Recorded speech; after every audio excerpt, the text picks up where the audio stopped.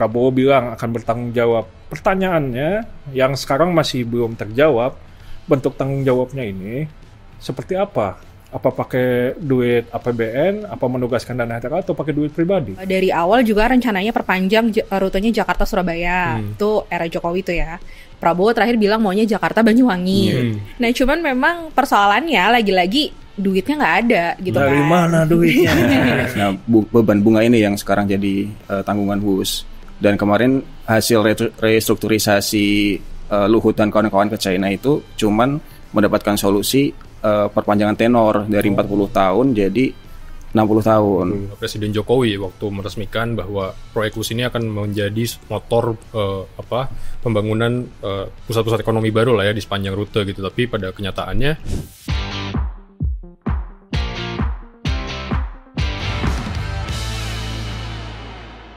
Halo, balik lagi dijelasin dong bareng gue Goida Rahma.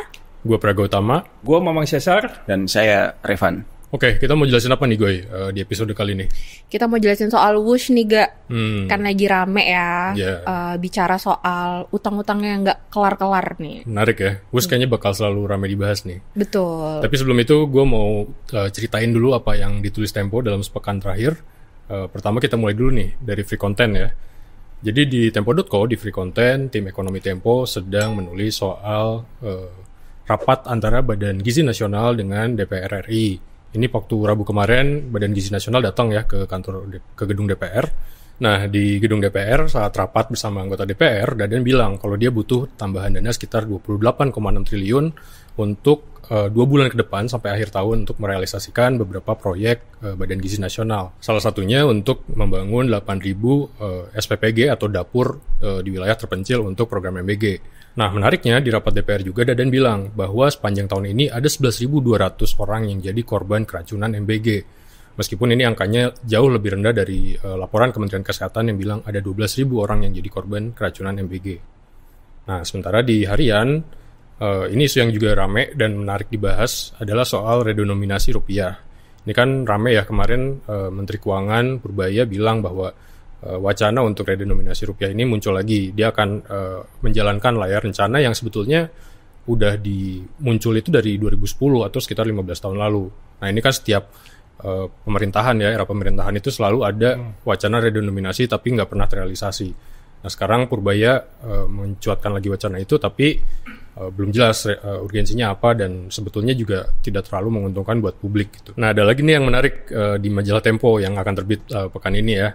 Jadi teman-teman nasional laporan utamanya itu nanti akan menulis soal gonjang-ganjing Menteri Amran Sulaiman atau Menteri Pertanian ya. Nah dari sisi politik, Menteri Amran ini lagi digoyang oleh para anggota Komisi 4 DPR yang membidangi bidang pertanian. Jadi dia disoroti terkait klaim soal swasembada beras. Nah menariknya lagi bahwa motor yang mengkritik kebijakan Menteri Amran ini terkait pangan adalah justru Titik Soeharto ya, anak mantan Presiden Soeharto yang kemarin baru ditetapkan jadi pahlawan nasional nih. Nah kalau pengen tahu lengkap ceritanya, baca nanti di majalah Tempo edisi pekan ini. Nah itu dia seru-seru tuh ceritanya. Makanya untuk teman-teman yang mau baca tulisan jurnalis Tempo, klik link yang ada di deskripsi. Jangan baca dan sebarkan produk bajakan karena di situ ada hak ciptanya. Dan untuk mendukung jurnalisme berkualitas, kalian bisa langganan Tempo Plus. Oke, ngomong-ngomong soal WUS nih. Lu jadi beli tiket? Ini gue lagi ngecek-ngecek nih jadwal yang pas nih buat akhir pekan ini. Mau balik apa emang lu pengen reportase buat liputan kita nih? Nah itu dia.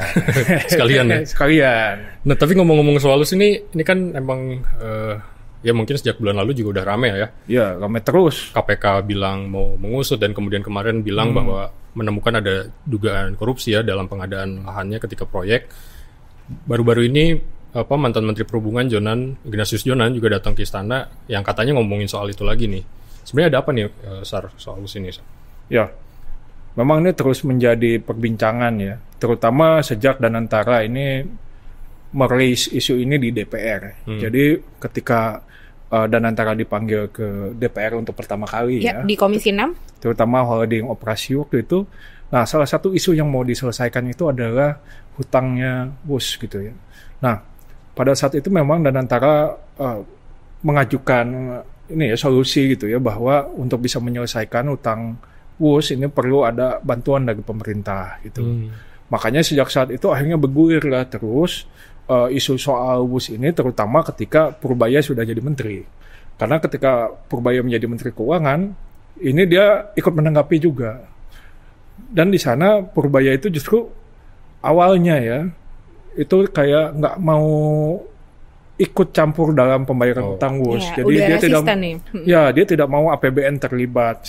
Sekarang semenjak rapat yang terakhir udah nggak banyak berkomentar nih. Betul. Beda dengan beberapa pekan yang lalu.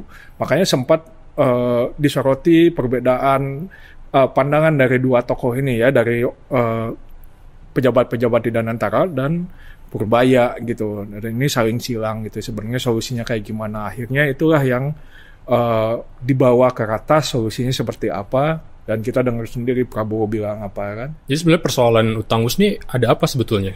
Nah iya, lagi-lagi tentunya ini masalah dari mana uangnya gitu ya Ga. Iya, jadi sebenarnya ini udah masuk periode-periode hampir kritis ya gitu. Karena WUS ini akan memasuki masa selesai grace periodnya. Apa itu grace period? Jadi kan selama ini pembiayaan konstruksi gitu ya, khususnya itu masih dibiayai dari utang ya Ga. Nah tenornya itu yang selama 10 tahun pertama dari 2018 itu masih diberlakukan namanya grace period. Jadi hanya membayar bunganya saja. Pokok cicilannya belum masuk. Nah, ini nanti di 2028 itu harus mulai bayar cicilan pokoknya. Jadi ini nih yang kemudian diangkat juga makanya oleh Danantara dan juga mulai dipikirkan sama pemerintah gimana skema untuk membiayai itu gitu. Karena sekarang aja kalau misalnya gue sambil cek ya, WUS itu besar pengeluarannya masih lebih tinggi ya dibandingkan sama pendapatannya. Jelas. Besar pasak daripada Betul. tiang ya. Jadi saat ini per tahun ada cash deficiency itu proyeksinya sekitar 2 triliun. Dan berdasarkan dokumen yang kita lihat ya, ini udah ada proyeksinya besarannya akan terus meningkat nih setiap tahunnya. Gitu. Jadi ini yang sebenarnya lagi mau coba diantisipasi dan dimitigasi gimana solusinya.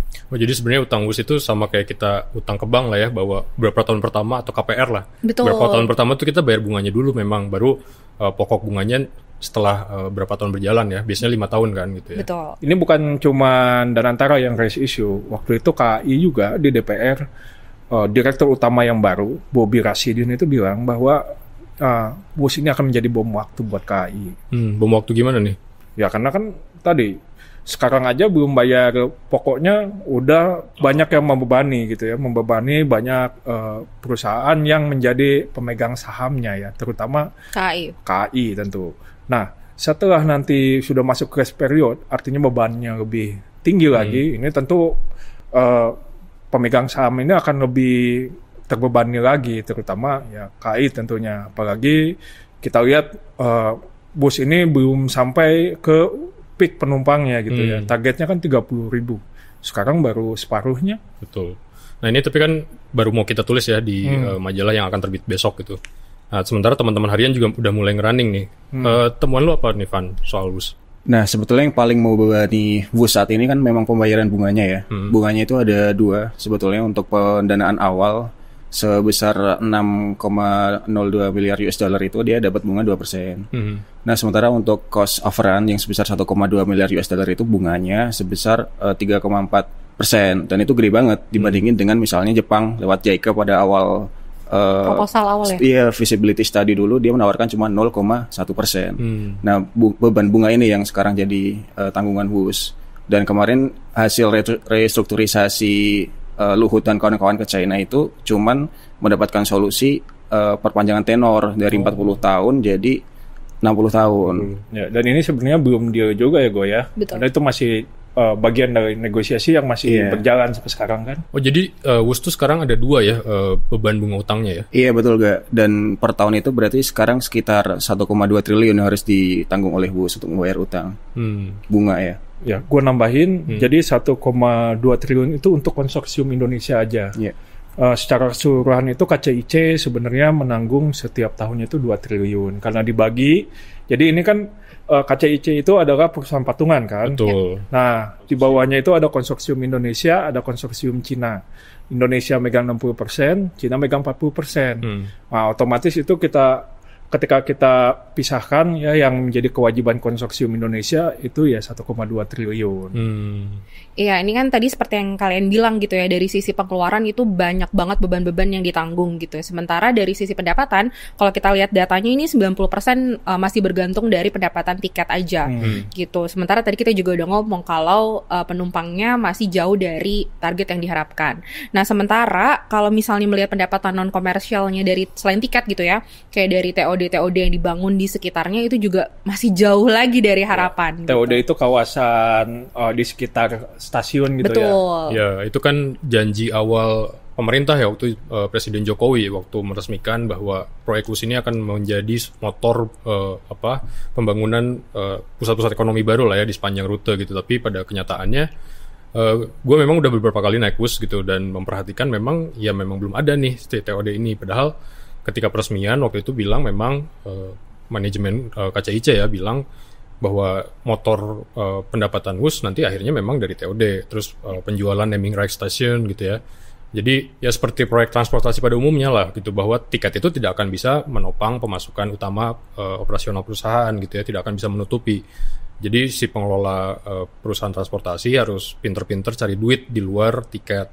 Nah kalau kita lihat WUS gitu, sepanjang pengalaman gue, ya sepanjang jalur WUS terutama di stasiun-stasiunnya itu yang paling hidup ya mungkin hanya Halim dan stasiun Padalarang gitu ya. Tapi Padalarang pun pada akhirnya cuma jadi tempat transit gitu. Karawang belum ada apa-apa. Di Tegaluar pun ya mungkin di dalam stasiunnya ada restoran, ada kafe gitu ya. Tapi di sekitarnya sangat kosong gitu, nggak ada apa-apa. Yeah. Integrasi yang gue lihat juga baru sekedar sarana transportasi seperti bis, angkutan taksi segala macam memang sudah tersedia. Tapi kan TOD itu membangun semacam kota baru lah ya, pusat ekonomi yang di situ berbagai fasilitas ada sehingga TOD itu akan menarik kunjungan masyarakat dan penggunaan WUS akan meningkat. Tapi ya sejauh ini yang kita saksikan memang belum tercapai gitu ya target TOD itu. Ini waktu pas pertama kali baru jadi itu gue akan memang beberapa kali nulis ya.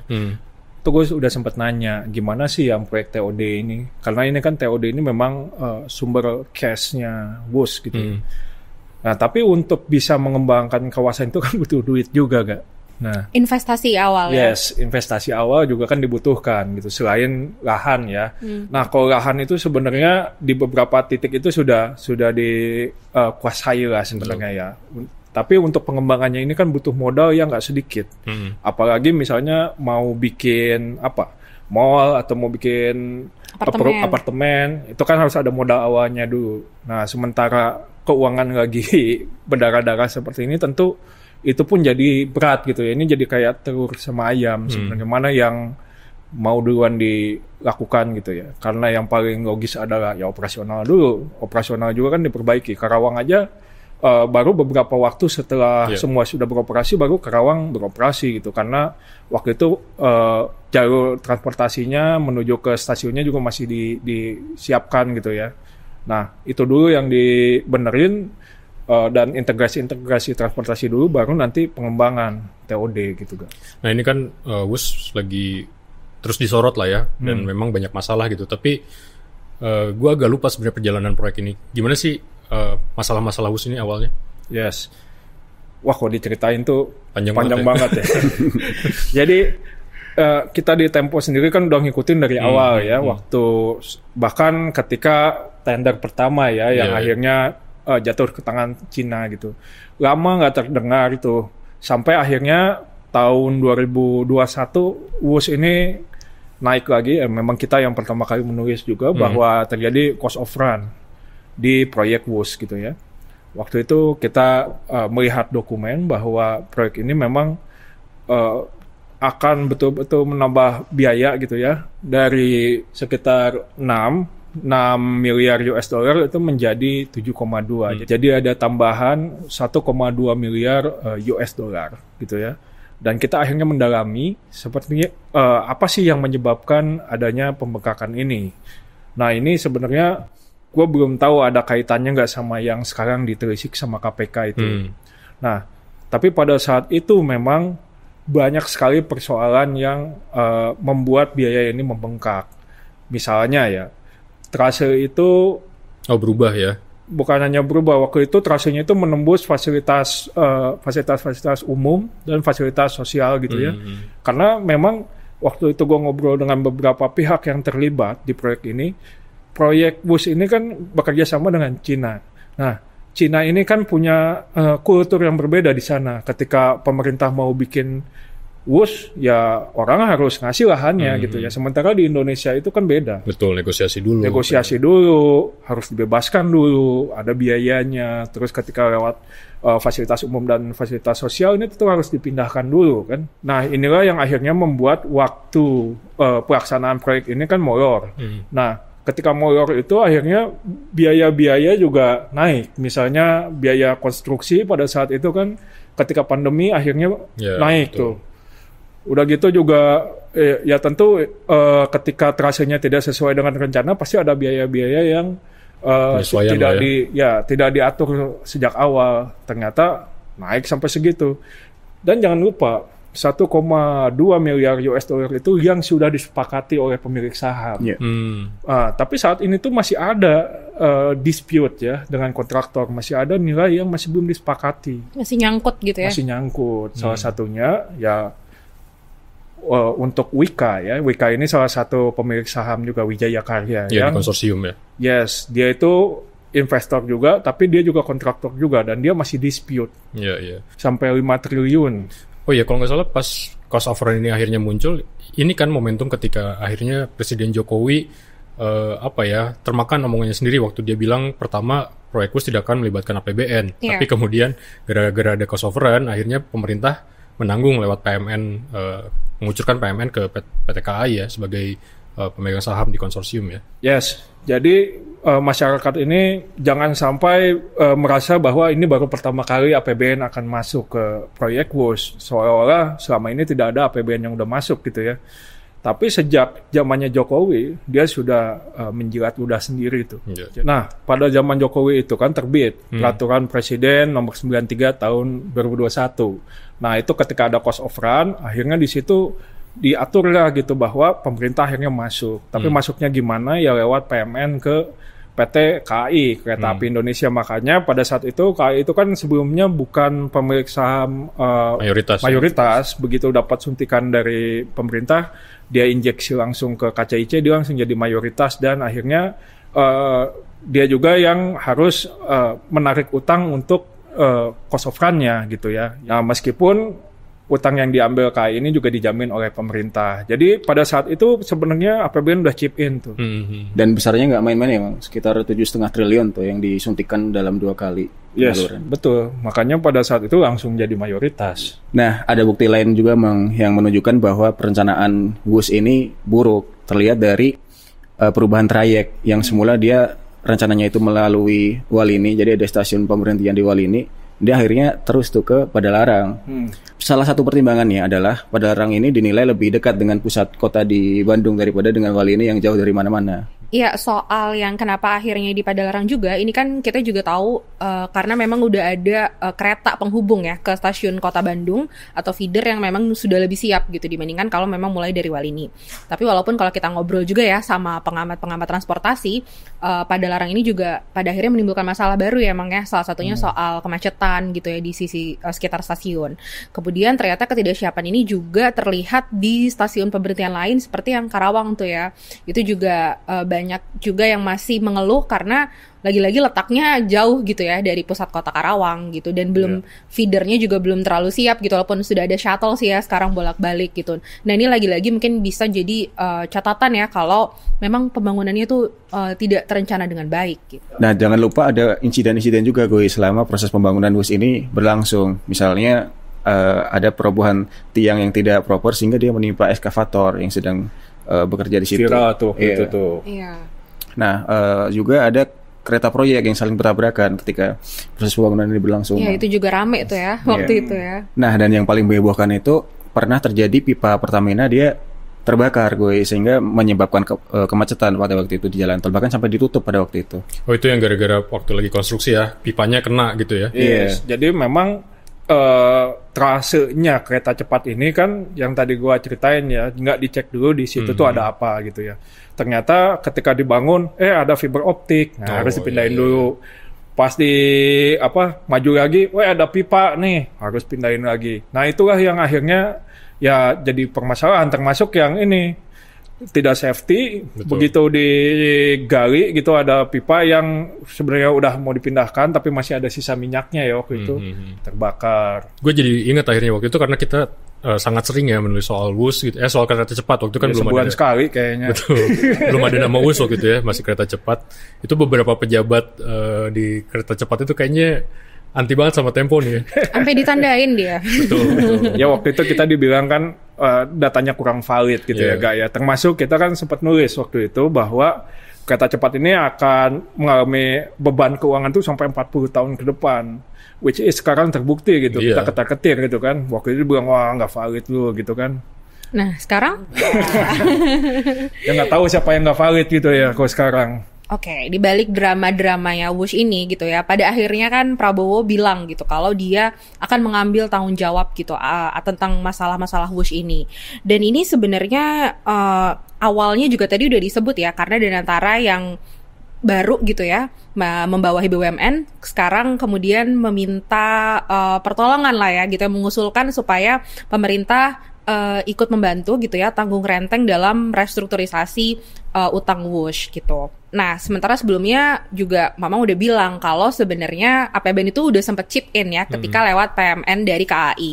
Lalu apa gitu bedanya APBN yang sekarang gitu ya, penggunaan APBN yang sekarang dengan yang sebelumnya?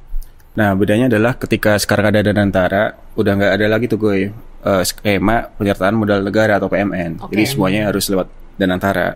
Nah sekarang yang menjadi diskusi adalah bagaimana supaya Danantara ini bisa mengeluarkan pembiayaan konstruksi supaya nanti ditanggung pemerintah lewat APBN. Sementara Danantara hanya menanggung operasionalnya saja. Jadi kalau Danantara masuk terus udah nggak pakai PMN, udah nggak lewat DPR ya, mekanismenya udah nggak pembahasan di Komisi 6 gitu ya? Iya, Komisi 6 gitu. Ya, jadi prosesnya sekarang cuma lewat visibility study dari Danantara ini. Jika dia menilai bahwa pembiayaan ini proper dan secara skala keekonomian menguntungkan, ya dia mau untuk membiayai. Sementara kita lihat sendiri bahwa WUS ini cukup riskan ya secara ekonomi. Jadi Danantara ini masih berpikir panjang lah sebelum dia menentukan aksinya. Lempar-lemparan nih barangnya. Gimana, Mang? Nah ya Goy.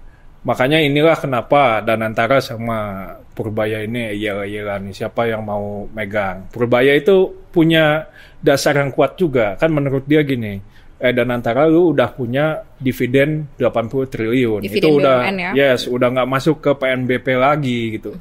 Selama ini kan kalau ada keuntungan dari BUMN yang dikepul itu semuanya, dividennya itu kan masuk ke PNBP, penerimaan negara, disetorkan. Nah, karena itu pemerintah akhirnya mengeluarkan PMN untuk BUMN lagi, penanaman modal negara dari dana dividen ini. Sekarang lu udah megang ini 80 triliun fresh money gitu ya dari BUMN setiap tahun gitu ya. Ya udah lu tanganin aja gitu waktu itu ya Purbaya sebelum Prabowo mengatakan akan bertanggung jawab. Sementara Danantara berpikir adalah ya gue kan ditugasi untuk menciptakan keuntungan untuk negara gitu ya. Karena itu berdasarkan dengan ya best practice di internasional juga kan biasanya prasarana itu ditanggung oleh pemerintah. Jadi dalam proyek kereta itu biasanya operator itu ya hanya membiayai keretanya, operasi keretanya aja. Sementara rel dan atau prasarana itu ya disediakan oleh pemerintah. Dan kalau KAI sendiri kan sekarang dia bayar sewa gitu ya ke pemerintah. Nah, kalau misalnya ini prasarana ditanggung oleh pemerintah, menurut hitungan Danantara ya, ini operasinya udah bisa untung sebenarnya. Gitu, makanya muncullah, udahlah, ini ditanggung oleh pemerintah aja gitu ya, pembiayaan utang infrastrukturnya gitu. Sementara Danantara akan menanggung operasionalnya. Itulah yang kemudian menjadi ya, diskusi antara dua pihak. Nah, diskusi ini kemudian dibawa, kan awalnya diskusi ini di Kemenko Infrastruktur tuh dipimpin oleh AHY, Menkonya.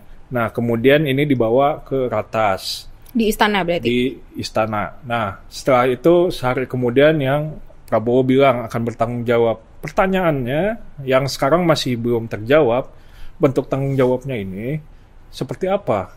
apa pakai duit APBN, apa menugaskan dana netral atau pakai duit pribadi. Ya, itu dia. Nah ini yang menarik sebetulnya. Jadi ini kayaknya tadi sumber lo ya ngontak ke gua dan dia bilang gitu kalau ada beberapa skema yang memang yang sedang dibahas atau dirancang oleh pemerintah gitu. Tapi setidaknya ada 2 skema nih yang mulai menguat dan mulai mengerucut lah ya. Jadi dari beberapa pilihan itu kemudian 2 yang mengerucut. Yang pertama itu pemerintah akhirnya mengambil alih utang infrastruktur. Artinya pemerintah harus mengeluarkan sekitar 2 triliun per tahun untuk menanggung semua utang itu, mau itu utang konsorsium Cina maupun Indonesia. Nah, opsi kedua adalah melakukan subsidi operasi nih. Jadi kenapa muncul skema ini? Jadi kan ya kita tahu lah ya bahwa target okupansi atau jumlah penumpang harian kereta cepat ini atau WUS belum mencapai target harian gitu ya.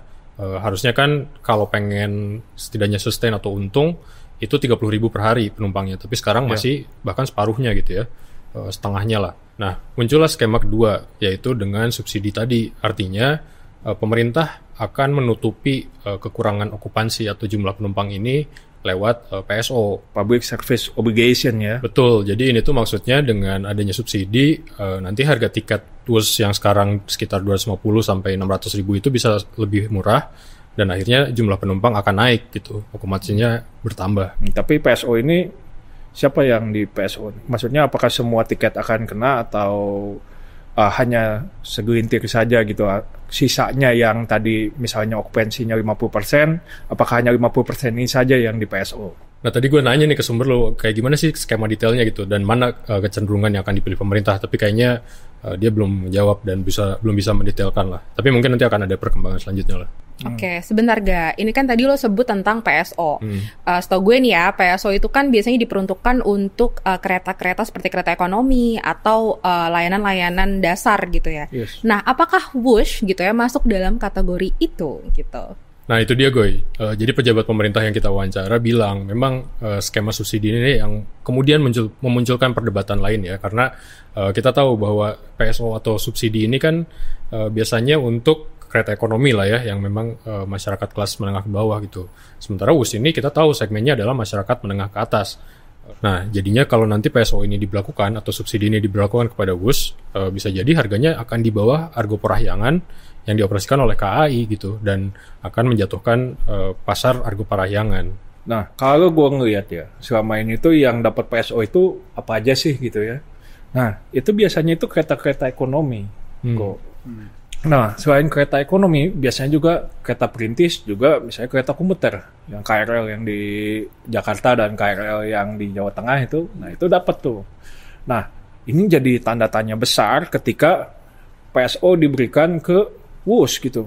Apalagi biasanya PSO ini memang diberikan untuk memenuhi layanan dasar. Apakah WUS layanan dasar? Itu yang jadi pertanyaan lain gitu ya. Apalagi selama ini sebenarnya kalau ke Bandung, lu udah punya banyak opsi. Kita kan orang Bandung ya guys.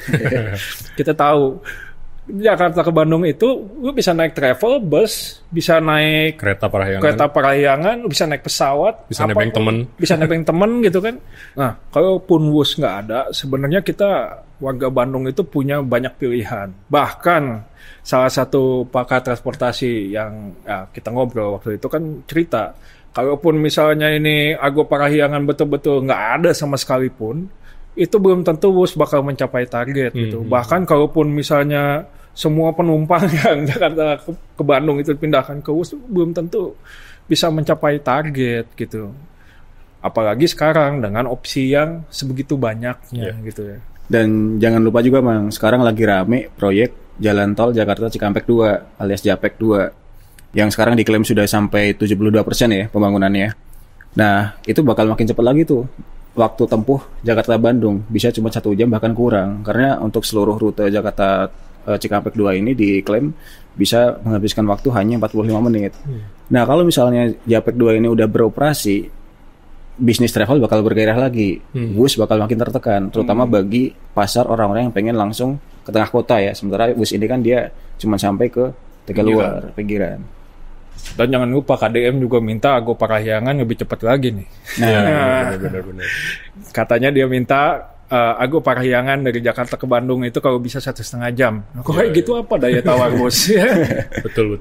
Jadi sebetulnya valid dong ya alasan pemerintah yang ingin memperpanjang rute WUS sampai Surabaya supaya memang proyek ini akhirnya lebih menguntungkan. Ya, jadi memang banyak pihak gitu yang berpendapat gitu ya, kalau ini memang alasan yang logis gitu ya, Gak ya, kalau memang itu perlu diperpanjang. Karena memang sekarang dengan rute Jakarta-Bandung itu belum mencapai nilai ekonomis gitu ya, atau worth it gitu. Karena kalau kita ngobrol, itu sekitar dibutuhkan 500 km lah minimal supaya dia bisa mendapatkan nilai yang ekonomis tadi. Dan memang dari awal juga rencananya perpanjang rutenya Jakarta-Surabaya, itu era Jokowi itu ya. Prabowo terakhir bilang maunya Jakarta Banyuwangi. Memang selalu lebih masif. Nah, itu dia. Nah, cuman memang persoalannya lagi-lagi duitnya nggak ada gitu. Dari mana duitnya? Iya kan, tadi kita masih bingung nih untuk yang existing aja Jakarta Bandung itu persoalan beban keuangannya masih belum terselesaikan.